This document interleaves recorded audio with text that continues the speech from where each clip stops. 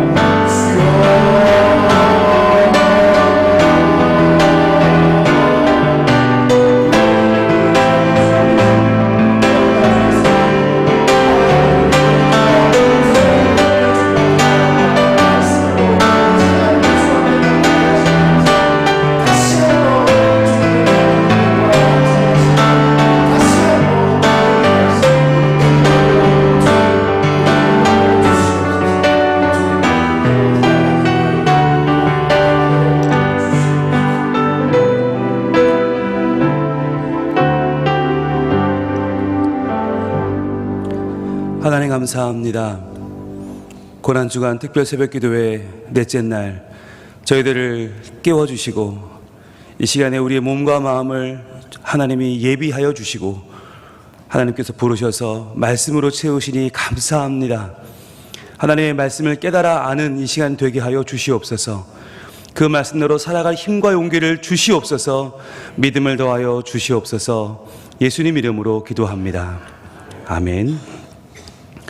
하나님 말씀 사사기 14장입니다.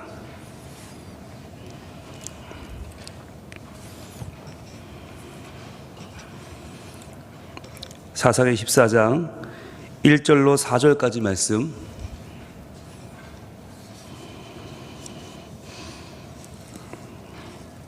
저와 여러분이 한 절씩 교독하고 마지막 4절은 같이 읽겠습니다. 사사기 14장 1절로 4절.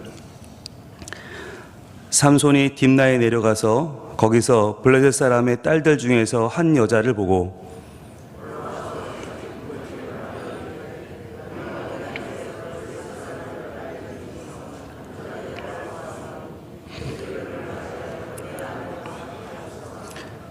그의 부모가 그에게 이르되 내 형제의 딸들 중에나 내 백성 중에 어찌 여자가 없어서 내가 할례받지 아니한 블레셋 사람에게 가서 아내를 맞으려 하느냐 하니 삼손이 그의 아버지에게 이르되 내가 그 여자를 좋아하오니 나를 위하여 그 여자를 데려오소서 하니라. 그때에 블레셋 사람이 이스라엘을 다스린 까닭에 삼손이 틈을 타서 블레셋 사람을 치려 함이었으나 그의 부모는 이 일이 여호와께로부터 나온 것인 줄은 알지 못하였더라. 아멘. 오늘 사사기 14장 말씀을 통해서 말씀을 깨닫는 지혜와 응답받는 기도의 은총이 우리에게 넘치게 될 줄로 믿습니다. 우리가 사사기 14장을 이미 시즌1에 잘 공부했는데요. 오늘은 같은 본문을 조금 더 심화하여 살펴보려고 합니다. 여러분, 우리가 이 고난주간을 맞이하여서 지금 특별 새벽기도로 모이고 있는데 우리가 예수님을 제대로 봤다면 예수님의 고난주간은 달라졌겠죠. 그런데 수많은 사람들이 예수님을 잘못 보고 오해했습니다. 왜냐하면 예수님의 이 땅에 오신 의도를 몰랐기 때문이에요. 그러면 예수님 때만 그랬나? 아니요. 지금도 우리는 몰라요. 왜 모르나? 말씀을 제대로 읽지 않기 때문입니다. 우리가 사사기를 시즌으로 공부하면서 삼손이 받았던 오해에 대해서 참 많이 말씀을 드렸는데 그 많은 오해가 다 어디서 왔냐면 우리가 말씀을 읽지 않았기 때문이에요. 오늘 이 사사기 14장 1절로 4절 말씀을 우리가 정말 한번 잘 읽어보려고 해요. 그러면서 정말 우리가 성경에서 가지고 있는 오해를 좀 풀고 그래서 예수님에 대한 오해도 풀어야 우리가 이 고난주간에 예수님을 바로 알 수 있고 바로 믿을 수 있고 예수님을 따라서 바로 은혜의 삶을 살 수 있게 될 줄로 믿습니다. 먼저 1절 말씀 한번 보겠습니다. 삼손이 딥나에 내려가서 거기서 블레셋 사람의 딸들 중에서 한 여자를 보고 이렇게 시작을 해요. 자, 삼손이 13장에는 태어나는 이야기까지만 있어요. 태어나기 전 이야기죠. 그러니까 삼손이 태어나서 처음 한 일이 14장 1절인데 처음 한 일이 뭐냐면 블레셋 땅 딥나에 내려가서 블레셋 딸들 중에 한 여자를 만났다는 거예요. 자, 사람들이 여기서부터 흥분하기 시작합니다. 봐라, 삼손, 여자의 눈먼 삼손을 보라. 여자만 밝히는 삼손을 보라. 여기부터 삼손에 대해서 완전히 접고 들어가요. 아, 삼손은 망나니, 삼손은 개판, 아, 삼손은 따를 게 하나도 없어. 덮고 시작하거든요. 근데 여러분 여기까지 잘 보세요. 청년 남성이 여인을 보러 가서 만났어요. 이게 뭐가 문제죠? 이게 2절로 이어지는데 2절은 더 우리에게 오해를 줍니다. 자, 같이 읽을게요. 시작. 올라와서 자기 부모에게 말하여 이르되 내가 딥나에서 블레셋 사람의 딸들 중에서 한 여자를 보았사오니 이제 그를 맞이하여 내 아내로 삼게 하소서 하매. 자, 여러분 이게 지극히 평범한 젊은 청년이 하는 일 아닌가요? 한 여인을 보고 부모에게 말하는 거예요. 부모님, 제가요 한 여인을 봤는데요, 제가 그 여인 맞이해서 내 아내로 삼게 해주세요 라고 말하는 거예요. 이게 문제인가요? 저도 여러분 장신대에서 한 여인을 보고 부모님께 가서 부모님, 저 여인을 맞이해서 결혼하게 해주세요 라고 말씀드리고 결혼해서 지금 잘 살고 있어요. 애 둘 낳고. 여러분 다 이렇지 않았어요? 다 이랬는데 우리가 이런 건 괜찮고 삼손이 이런 건 큰일 나는 일이다. 어디 삼손이 말이야 블레셋 여인을 보고 말이야 결혼하겠다고 부모한테. 여러분 지금 이 1절과 2절에 잘못된 내용은 하나도 없어요. 그런데 여기에 대해서 우리는 핏대를 세워요. 야 삼손 엉망진창 개판이라고 손가락질을 합니다. 저는 이 삼손이 오늘날 살아있으면 굉장히 억울할 것 같아요. 게다가 여러분 이 성경이라는 게 장절 구별을 후대했어요. 우리가 했어요. 성경의 기자가 한 게 아니에요. 자, 그런데 오늘 1절과 2절 블레셋 딸들의 여자를 보고 결혼하게 해주세요 라고 한 이 말을 왜 했나? 성경은 이렇게 증거를 하는데 이게 14장 1절과 2절이 어디서 왔냐면 13장 마지막 25절과 연결되는 문장이에요. 한 문장이에요. 이게 잘라진 게 아니라 하나인데 계속해서 연결되는데 13장 25절 마지막 절 볼게요. 어떻게 이 1절과 2절이 시작되었는지 13장 25절은 이렇게 말합니다. 마지막 절 시작. 소라와 에스다올 사이 마하네단에서 여호와의 영이 그를 움직이기 시작하셨더라. 아멘. 자, 이게 실은 14장 1절입니다. 하나님이 삼손을 움직였다. 여호와의 영이 움직여서 그가 딥나에 가서 여인을 보고 결혼하겠다고 했다. 이게 원래의 문장이에요. 이게 지금 삼손이 그 여인과 결혼하겠습니다라고 한 이유가 여호와의 영이 그를 움직이기 시작했기 때문이에요. 자, 그런데 이렇게 하나님께서 그를 통해서 일하신 것이 오늘 14장 1절과 2절인데 우리는 왜 흥분합니까? 우리 다 이렇게 해놓고 왜 흥분합니까? 그게 블레셋 여인이라는 거 하나 때문이에요. 왜 이방 여인과 결혼을 하느냐? 문제 있는 거 아니냐? 게다가 사사가 그럼 되느냐? 우리 여기서 흥분을 해요. 그런데 여러분 하나 제가 진지하게 묻겠습니다. 그럼 하나님은 외국 사람과 결혼하는 거 반대하십니까? 하나님 그거 못하게 하십니까? 우리가 문화가 다르고 나라가 다르면 국경이 다르면 결혼하면 안 됩니까? 여러분 많은 분들이 오해를 하는데 이 부분에 있어서 하나님은 이방 여인과 결혼 못하게 하셨잖아요 라고 아무렇지 않게 얘기해요. 그런데 성경에 정말 있어요? 정말 있습니까? 예, 이방 여인의 결혼을 금한 내용이 있습니다. 그런데 그것은 특정한 상황, 특정한 사람들과의 결혼을 막으신 거예요. 이방 여인과 결혼해서 삼손이 어마어마한 욕을 먹고 14장부터 그 뒤로 나오는 모든 그의 사사로서의 행위가 다 무시를 받는데 여러분 이 부분을 1절과 2절을 제대로 우리가 보지 않으면 그 다음부터 삼손을 제대로 볼 수 없는데 신명기 7장을 한번 가보겠습니다. 우리가 이방 여인과 결혼한 거 절대 안 된다라고 할 때 우리가 항상 드는 대표적인 본문이 신명기 7장인데 신명기 7장 1절부터 보시면 왜 하나님이 이방 여인과 결혼을 못하게 하셨나? 왜 그걸 막으셨나? 하나님의 마음을 알아야 돼요. 말씀을 제대로 알면 우리가 그런 오해를 피할 수 있어요. 신명기 7장 1절. 자, 신명기는 모세의 신신당부하는 설교죠. 자, 너희가 가나안 땅 들어가면 이런 일이 찾아올 텐데 절대 이런 것은 하면 안 되고 이런 것은 절대로 해야 되고 그것을 신신당부하는 설교가 모세의 설교인데 자, 신명기 7장은 이렇게 시작합니다. 1절 시작. 내 하나님 여호와께서 너를 인도하여 내가 가서 차지할 땅으로 들이시고 내 앞에서 여러 민족 헷 족속과 기르가스 족속과 아모리 족속과 가나안 족속과 브리스 족속과 히위 족속과 여부스 족속 곧 너보다 많고 힘이 센 7족속을 쫓아내실 때에 자, 언제예요? 바로 가나안 땅 들어가게 되면 그때예요. 가나안 땅 들어가서 7족속을 상대할 때에 딱 그 상황에서 말씀하시는 거예요. 그런데 그 7족속이 너희보다 강하다는 거예요. 자, 너희보다 강한 사람들을 쫓아내려면 어떻게 해야 돼요? 정신을 바짝 차려야 됩니다. 그리고 하나님께만 집중해야 됩니다.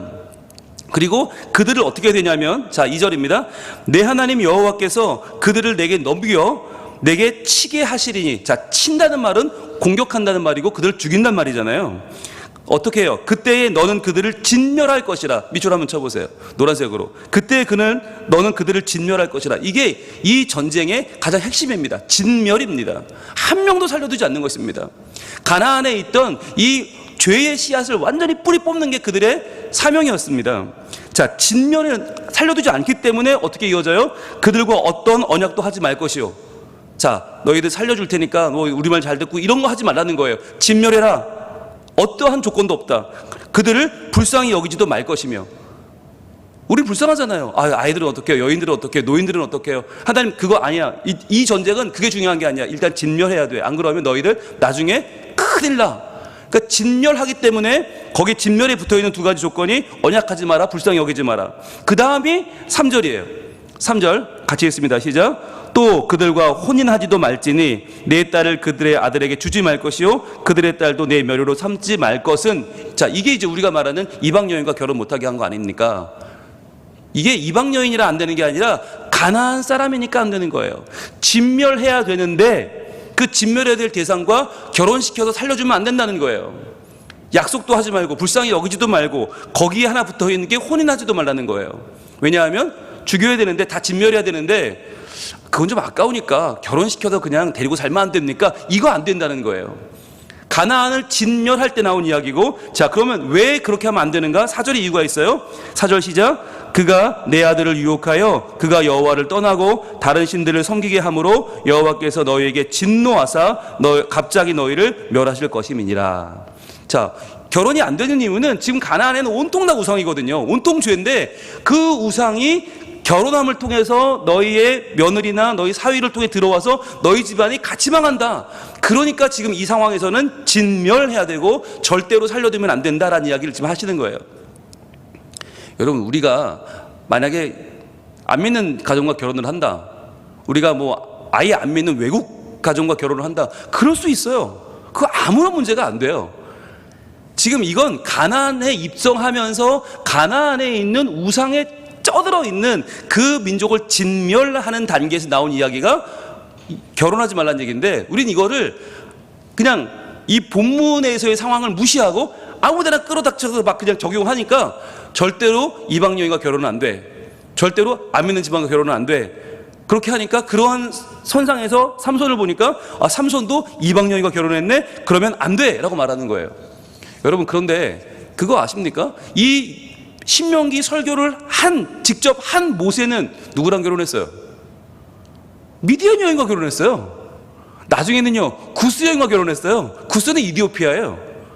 자, 이 미디안, 구스, 모세도 국제 결혼했어요. 둘 다 이방 여인이었어요. 게다가 우리가 제일 좋아하는 요셉 누구랑 결혼했습니까? 애굽 여인과 결혼했어요. 아니, 애굽에서도 제사장 보디베라의 딸 아스낫, 애굽의 신을 섬기는 제사장의 딸과 결혼했어요. 그러니까 우리가 생각하면 요셉? 굉장히 결혼 잘했을 것 같잖아요. 그렇지 않아요? 게다가 여러분, 우리가 아는 기생 라합, 여리고 성을 구원한 기생 라합, 살몬과 결혼했죠. 그 라합도 이방 여인이죠. 게다가 우리가 그렇게 좋아하는 룻기 나오는 룻, 모압 여인이에요. 근데 우리는 모압 여인 룻과 이방 여인과 보아스의 사랑 이야기를 굉장히 좋게 포장합니다. 그런데 여러분, 이 상황과 지금 삼손의 블레셋 여인과 결혼하는 상황은 똑같아요. 똑같은데 룻과 보아스는 굉장히 좋은 케이스고 삼손은 욕을 먹어 부족하지 않은 케이스. 여러분, 이건 왜 이렇게 됐을까요?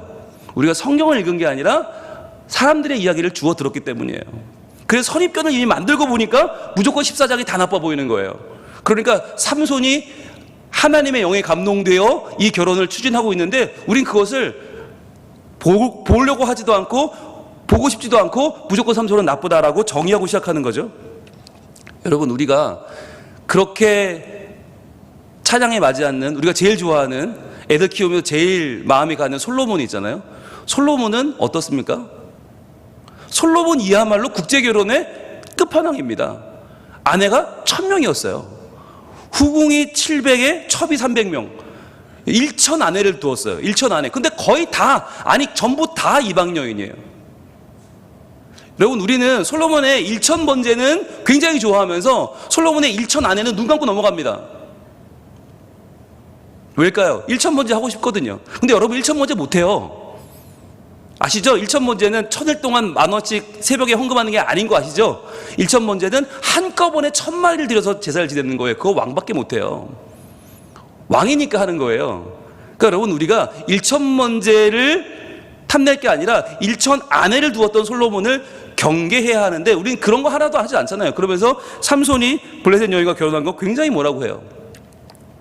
자, 그런데 여러분, 삼손이 이 상황에서 어떻게 합니까?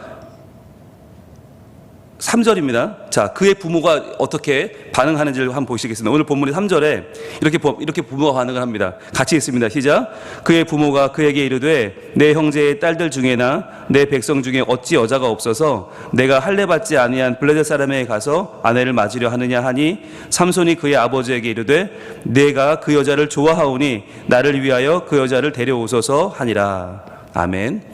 여러분, 문제는 뭐냐면 삼손이 문제가 아니에요. 부모가 문제예요. 부모가 지금 우리가 하는 말과 똑같은 말 합니다. 야, 어디 여자가 없어서 지금 블레셋 여자랑 결혼한다고 하냐? 야, 그게 지금 할 소리냐? 라고 해요. 이게 왜 문제가 되죠? 삼손이 뭐라고 말해요? 내가 그 여자를 좋아하오니 나를 위하여 그 여자 좀 데려와 주세요 라고 말하는 거예요. 여러분, 이게 삼손이 우리가 말하는 개망나니 같았으면 튀어나갔어요. 튀어나가서 그냥 차리면 돼요. 그게 아니라 아버지, 제가 그 여인 좋아합니다. 그러니까 아버지가 좀 데려와 주세요. 결혼을 좀 추진해 주세요. 정상적인 결혼으로 만들어 주세요 라고 부탁하고 있어요. 얼마나 훌륭한 아들이에요. 그런데 문제는 부모가 그 꼴을 못 보는 거예요. 왜? 말이 안 통해서? 문화가 달라서? 아니죠. 남들의 시선 때문이죠. 야, 내가 그래도 여호와의 사자를 만나서 낳은 아들이 넌데 내가 널 어떻게 낳았는데, 야, 네가 사사 아니냐? 네가 사사인데 사사가 블레셋 여인과 결혼한다고 남들이 뭐라고 하겠냐? 그런 부모를 우리 손가락질할 거 아니냐? 결국은 삼손이 문제가 아니라 그 부모가 문제인 거예요. 우리는 그 부모의 빙의 되어서 우리도 역시 마찬가지로 삼손을 쫓는 거죠. 야, 그러면 안 돼. 그러는 거 아니야.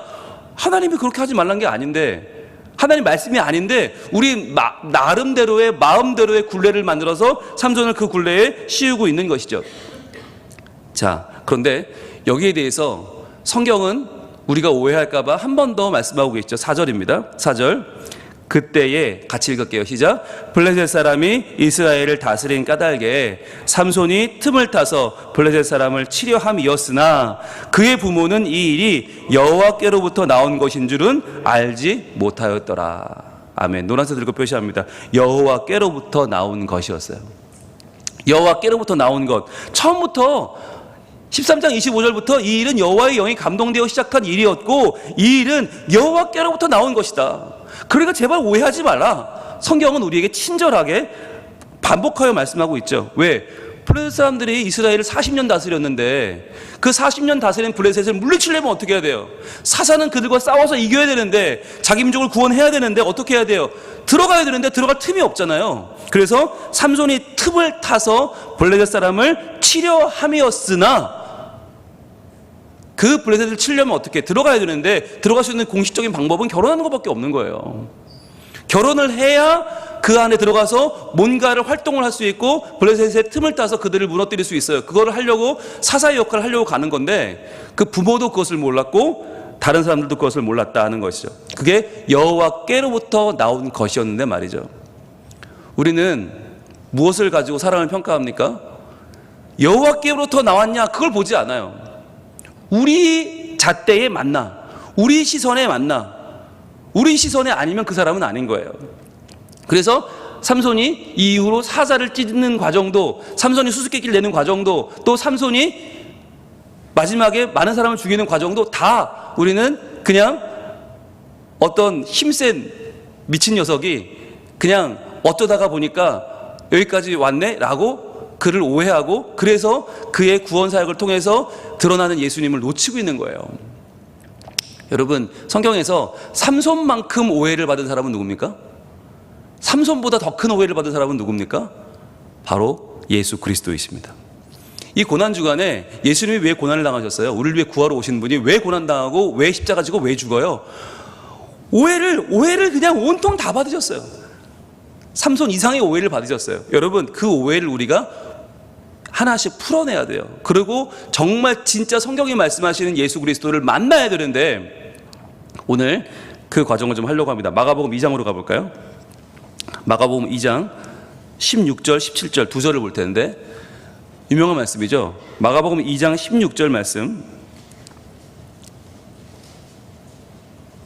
이 마가복음 2장 16절은 우리가 바로 지난주에 봤던 예수님이 세리 레위를 부르시는 장면과 연결됩니다.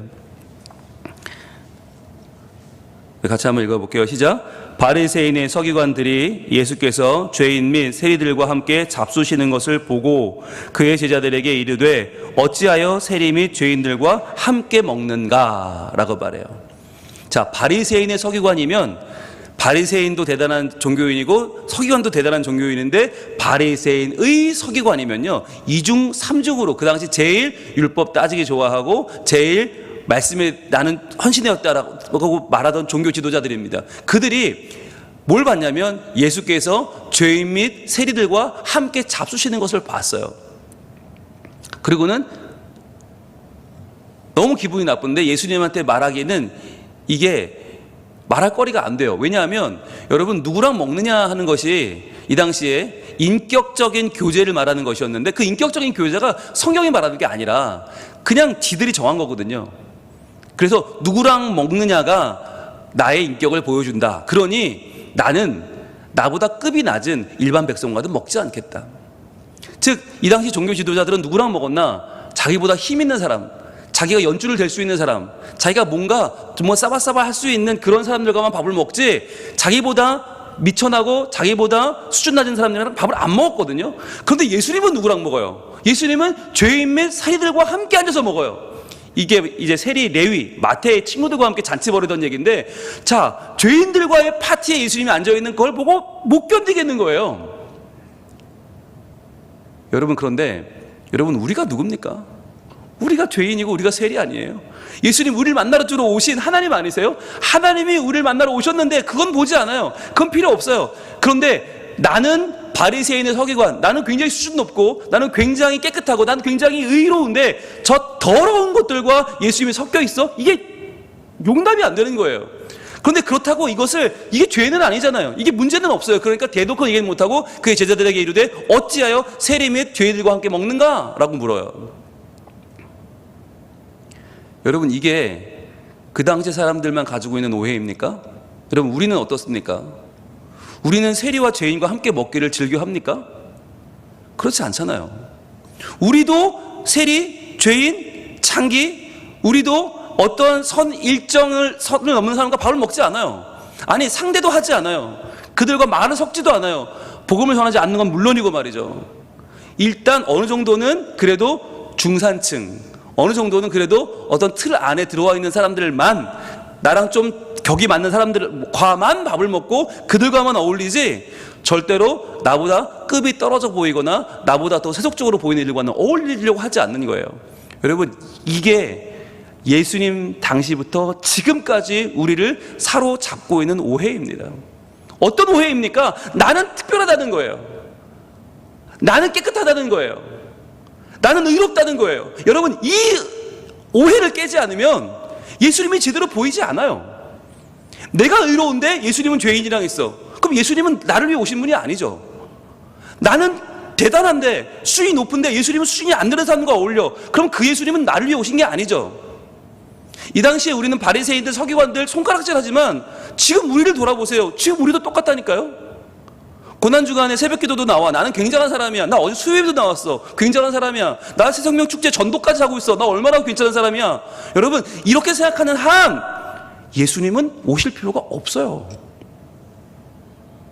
예수님은 오실 필요가 없다니까요. 이렇게 깨끗하고 이렇게 의롭고 이렇게 대단한데, 아니 나는 고난주간 일주일 설교까지 하고 있는데, 이렇게까지 말씀을 연구하고 이렇게까지 말씀을 선포하고 있는데 나처럼 대단한 목사가 어디 있어? 여러분, 이러는 순간 예수님은 오실 필요가 없는 거예요. 이 고난주간은 나에게 아무런 필요가 없는 그냥 일을 하는, 그냥 수고를 하는, 그냥 애를 쓰는, 그냥 몸만 상하는 이 기간이 되는 거예요. 죄송합니다. 여러분, 이 자리에 나올 때 어떤 마음 가지고 나오셨어요? 나나 되니까 이 자리에 나가주는 거지. 나나 되니까 그래, 이 새벽에 나가서 열심히 찬양하고 기도하지. 웬만하면 이런 거 못한다? 아무개 집사, 아무개 권사? 아이고, 그 사람들 새벽에 코빼기도 안 보이더라. 그렇게 해가지고 우리 교회 중직이 되겠어? 나 정도는 해줘야지. 그래, 나가준다. 까짓 거. 여러분, 이런 마음으로 조금이라도 나오셨다면 우리에게 이번 주는 고난주간 아닌 거예요. 그냥 힘든 주간인 거예요. 예수님이 나를 위해 오실 수밖에 없는 이유가 뭐예요? 내가 셀이고 내가 죄인이고 내가 예수님 없이는 한순간도 살 수 없고 내가 예수님과 함께 먹고 마시지 않고는 내가 이 땅에서 내 허기진 배를 채울 길이 없어요.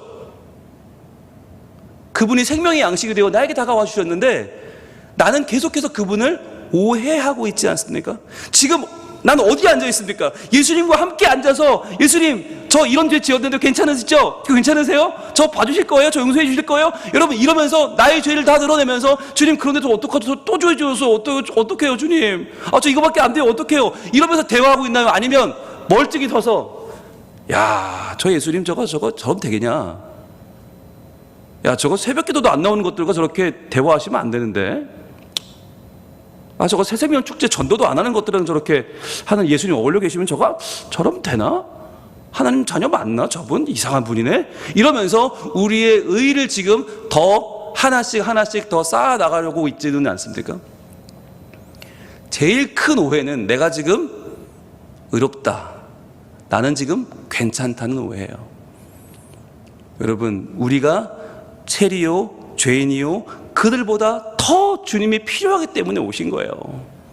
여러분 이들의 이 말도 안 되는 질문, 예수님 지금 뭐하고 계신 겁니까? 왜 죄인들과 어울립니까? 하나님의 아들이 그래도 됩니까? 라는 질문에 예수님 이렇게 답을 하십니다. 오늘 17절 말씀은 너무너무 팩트를 찍는데 여러분 근데 이게 17절의 오해 덩어리예요. 오해 덩어리. 자 17절 한번 같이 읽을게요. 시작. 예수께서 들으시고 그들에게 이르시되 건강한 자에게는 의사가 쓸데없고 병든 자에게라야 쓸데있느니라. 나는 의인을 부르러 온 것이 아니요 죄인을 부르러 왔노라 하시니라.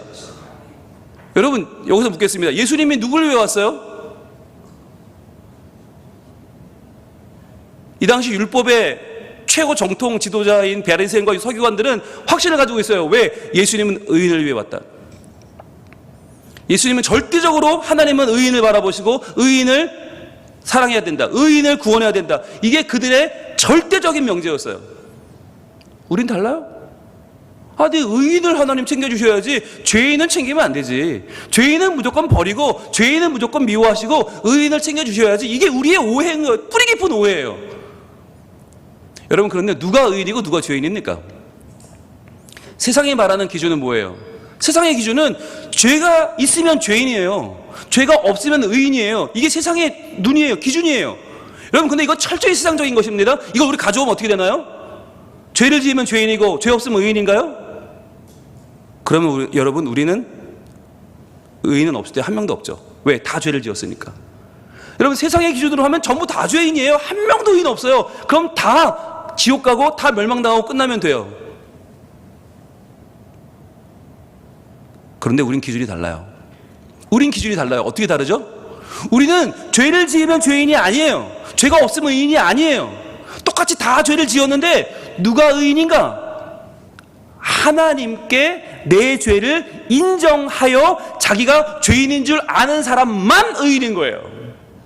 그리고 내가 죄인인 줄 모르고 내가 죄를 안 졌다고 내가 지금까지 죄를 고백하지 않으면 내가 그것을 나는 깨끗하다고 주장하면 나는 영원히 더러운 죄인인 거예요.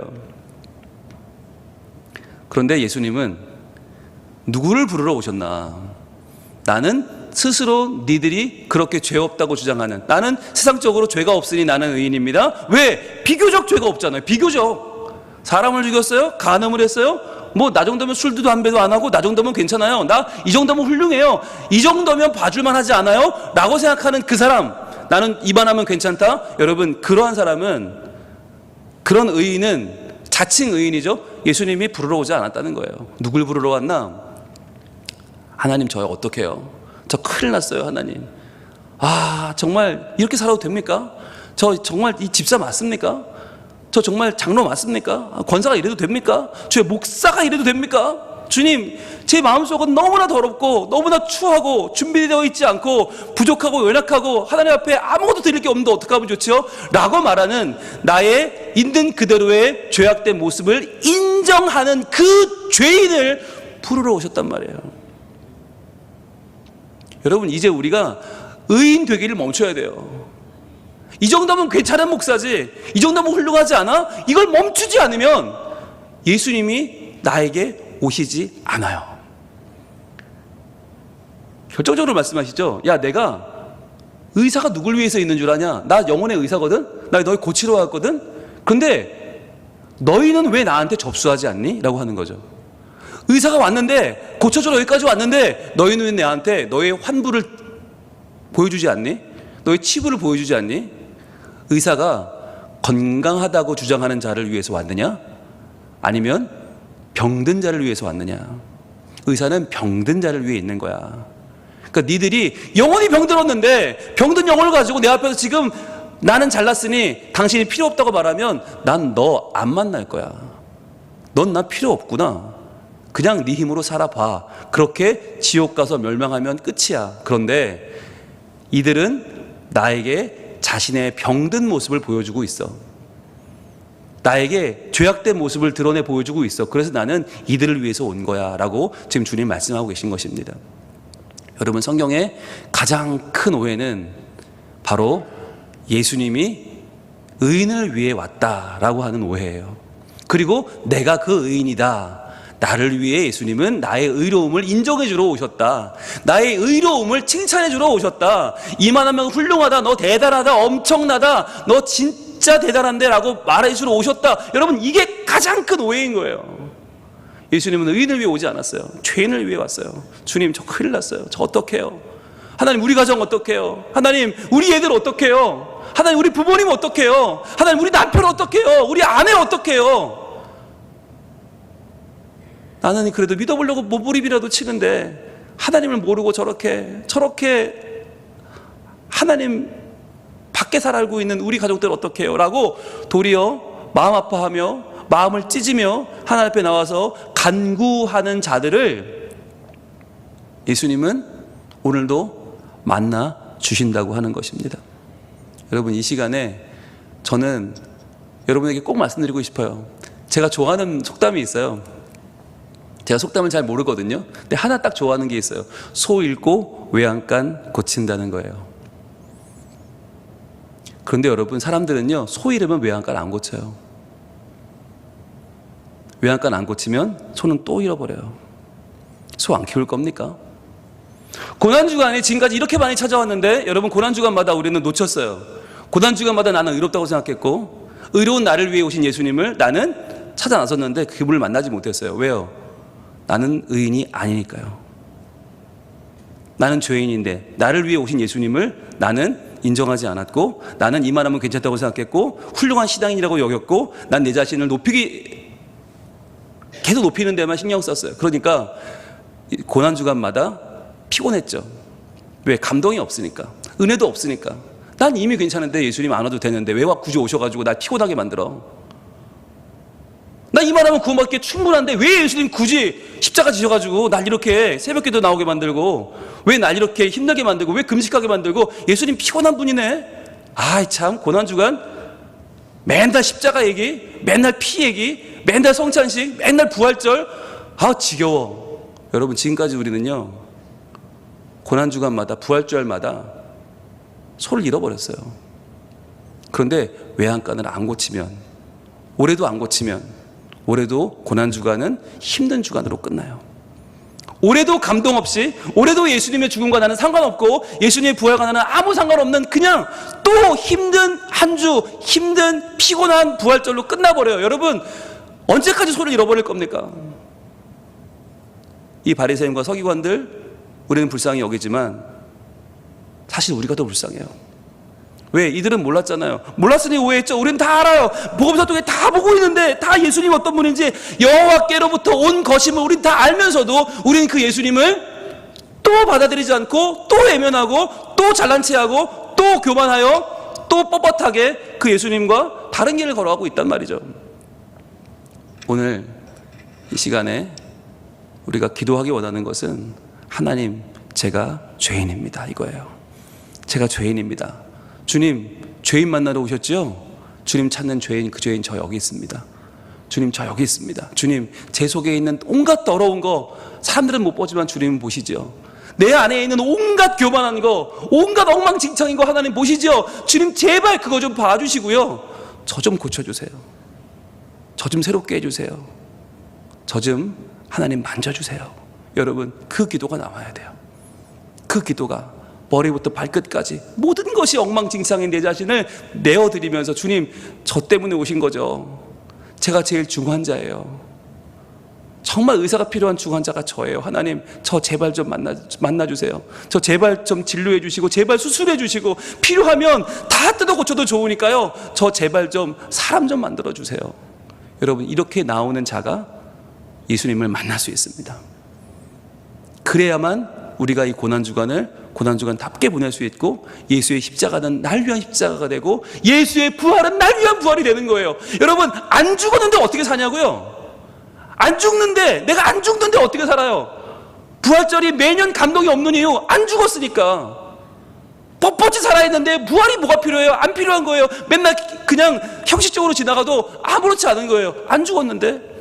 여러분, 오늘 우리가 나의 연약함을 인정하고 고백하며 회개하며 나아가기를 원합니다. 여러분, 그럴 때에 오늘 우리의 예수님에 대한 가장 큰 오해가 벗겨지고, 여호와께로부터 오신 그 예수님이 나를 온전히 구원하실 줄로 믿습니다. 이 시간 기도할 텐데요, 우리 다 손을 한번 듭시다. 그리고 제가 여러분께 주여 한번 외치겠습니다라고 하면 이건 형식적인 게 아니거든요. 간절히 부르셔야 돼요. 주님이라고 부르시면서, 주여 부르시면서, 여러분 이 시간 우리 안에 있는 죄악과 우리 안에 있는 엉망진창인 것들과 우리 안에 있는 엉망인 것들을 다 주님께 쏟아놓길 원합니다. 다 드리길 원합니다. 주여, 저는 괜찮잖아요. 이만하면 괜찮잖아요. 주님, 문제 없잖아요.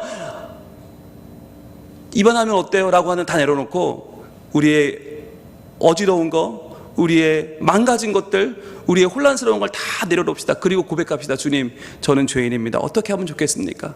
저를 만나주세요. 주님, 십자가 위에서 나를 위해 죽으신 그 주님을 만나 나도 같이 주님과 죽게 하시고, 나도 주님과 함께 부활하는 그 놀라운 기쁨을 허락하여 주시옵소서.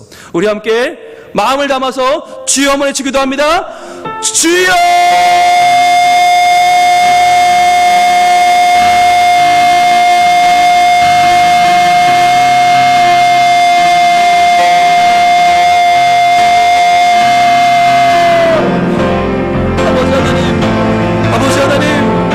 아버지 하나님, 어찌하면 좋습니까? 아버지 하나님, 어찌하면 좋습니까? 주님, 내가 바리새인이고 내가 서기관입니다.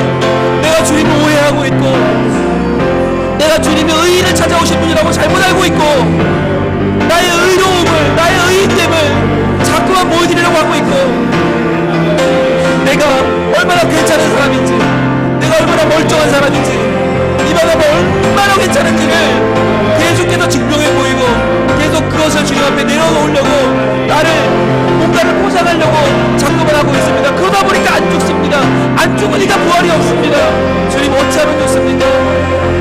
주님, 어찌하면 좋습니까?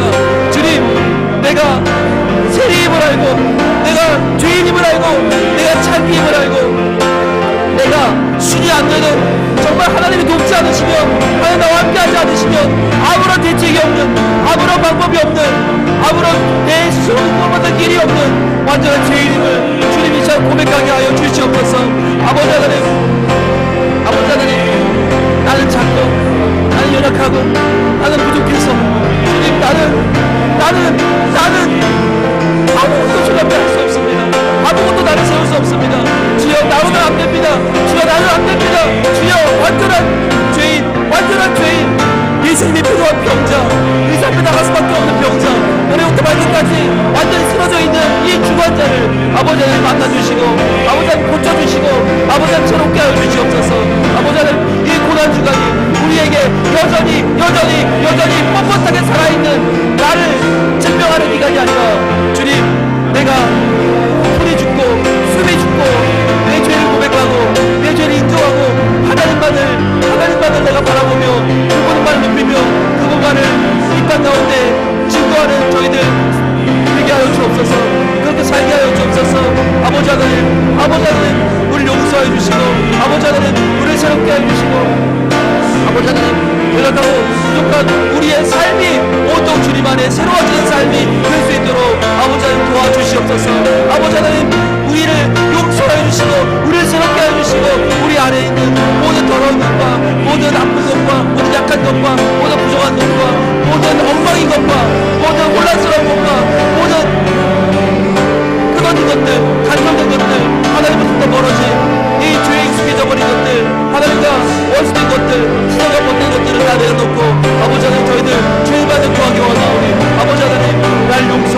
주시옵소서.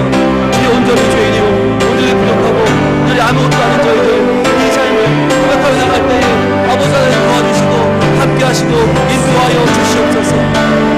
아버지 하나님 하나님의 은혜가 우리에게 가길 소원합니다. 아버지 하나님 도와주시옵소서. 아버지 하나님 도와주시옵소서. 아버지 하나님 도와주시옵소서. 주여 어찌하면 좋습니까? 주여 어찌하면 좋습니까? 주여 어찌하면 좋습니까? 아버지 하나님 우리의 영광인 우리의 죄악도 우리의 역시 우리 영혼을 하나님께서 용서해 주시고 도와주시고 함께하여 주시옵소서. 아버지 하나님 주여 어찌하면 좋습니까? 주여 어찌하면 좋습니까? 주여 어찌하면 좋습니까?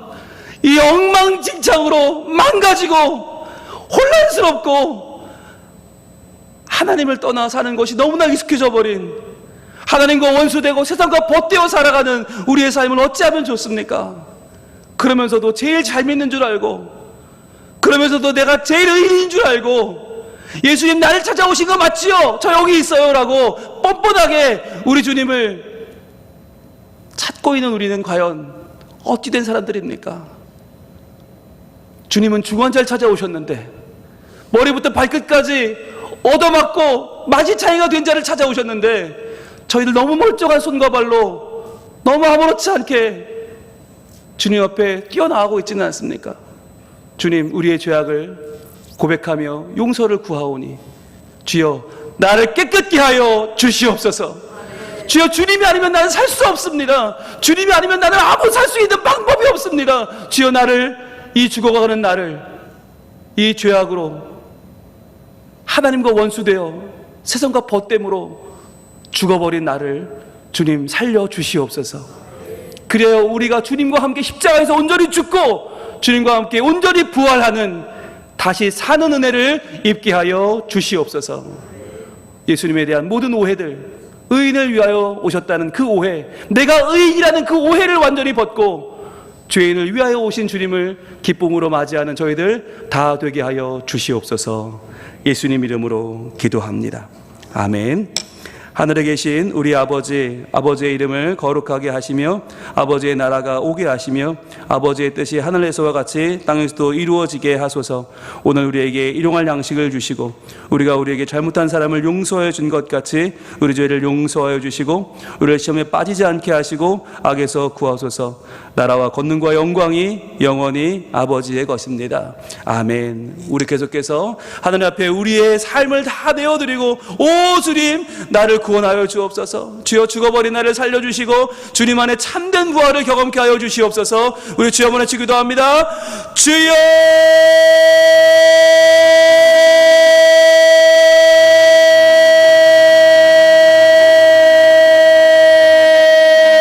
아버지 하나님 어찌하면 좋습니까? 아버지 하나님 어찌하면 좋습니까? 아버지 하나님 이 시간 저희들의 마음을 내려놓고 주여 기도합니다. 주님 우리의 인생 우리의 삶의 문제 주여 그 중심은 나의 죄악이 아닙니까? 나의 연약함 나의 부족함 나의 미련함 나의 아두담을 내려놓고 기도하오니 아버지 하나님 나를 용서하여 주시옵소서. 아버지 하나님 내가 온전히 주님 안에 하나님의 사람으로 살기를 소원합니다. 주님 내가 하나님 안에 새로워지기를 소원하고 다시 한번 살아나기를 원하는데 죽지 않으니 살지 않고 죽지 않으니 부활이 없고 죽지 않으니 아무것도 없어서 주님 우리의 마음 가운데 어떻게 살아야 될지 알지 못하는 우리들에게 하나님 은혜와 은총을 주여 더하여 주시고 아버지 하나님 우리를 사랑하여 주시고 아버지 하나님 우리를 하나님의 것으로 바꿔주셔서 아버지 하나님 우리의 삶 가운데 온전히 하나님의 은혜 하나님의 은총만을 간구하며 하나님 나를 도우심을 주여 믿음으로 구하며 살아가는 우리들이 되게 하여 주시옵소서. 주님 예수님에 대한 오해를 벗기길 원합니다. 예수님에 대한 오해 여호와께로부터 오셨는데 우리는 예수님을 오해하고 손가락질하고 우리는 예수님을 나를 위해 오신 분이라고는 여기지 않고 왜 저러고 계시지? 왜 죄인들과 어울리시지? 왜 엉뚱한 데 가 계시지? 라고 하며 우리는 우리의 마음을 점점 높이고 있지는 않습니까? 주님, 우리가 예수님을 알 때 바로 알 수 있게 도와주시고, 주님, 우리 주님이 나를 위해 오셨음을 깨달아 알고, 주님, 우리 주님을 마음으로 믿고 의지하며 찬양하며 경배하는 저희들이 되게 하여 주시옵소서.